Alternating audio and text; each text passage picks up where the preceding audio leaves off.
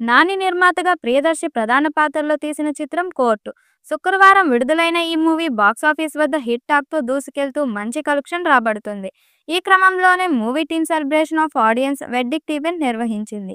ప్రియదర్శి ప్రధాన పాత్రలో నటించిన కోర్ట్ మూవీకి రామ్ జగదీష్ దర్శకత్వం వహించగా, శివాజీ, రోహిణి, శుభలేఖ, సుధాకర్, హర్ష రోషన్, శ్రీదేవి కీలక పాత్రలు పోషించారు.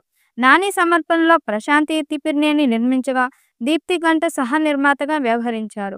కోర్టు మూవీ సీక్వెల్ చేస్తే అది పాన్ ఇండియా సినిమానే అని నాని అన్నారు. తాను ఈ రోజు వరకు స్క్రిప్ట్ ఆడియన్స్ ఈ రెండు విషయాలని నమ్మానని, స్క్రిప్ట్ తమ టీంను గెలిపిస్తే తెలుగు ఆడియన్స్ సినిమాని గెలిపించారని అన్నారు.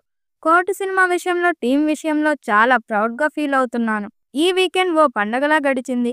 రానున్న రోజుల్లో కోర్టు పేరు మార్మోగుతుంది. సినిమాని ముందుకు తీసుకెళ్తున్న అందరికీ పేరు పేరున థ్యాంక్స్.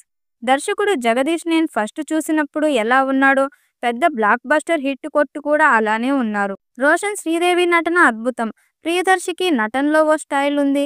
కోర్ట్ అనే బ్యూటిఫుల్ జర్నీ ఇప్పుడే స్టార్ట్ అయింది. ఈ celebration through out the year continue కావాలని కోరుకుంటున్నా అని నాని అన్నారు. ఇక కోర్టు మూవీలో శివాజీ పాత్ర హైలైట్ అయింది.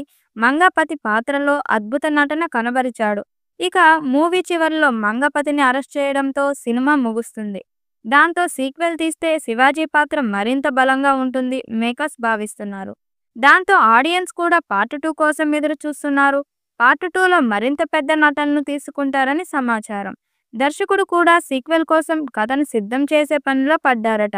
కోర్టు మూవీ బాక్సాఫీస్ వద్ద రికార్డ్ కలెక్షన్స్తో దూసుకెళ్తుంది. విడుదలైన ఫస్ట్ రోజే ప్రపంచవ్యాప్తంగా దాదాపు 8 కోట్లకు పైగా వసూలు చేసింది. కేవలం 24 గంటల్లోనే బుక్ మై షోలో 21,000 టికెట్లు అమ్మబడ్డాయి. అటు అమెరికాలోనూ ఇప్పటికే దాదాపు కోట్ల మార్కెట్ను దాటినట్లు తెలుస్తుంది.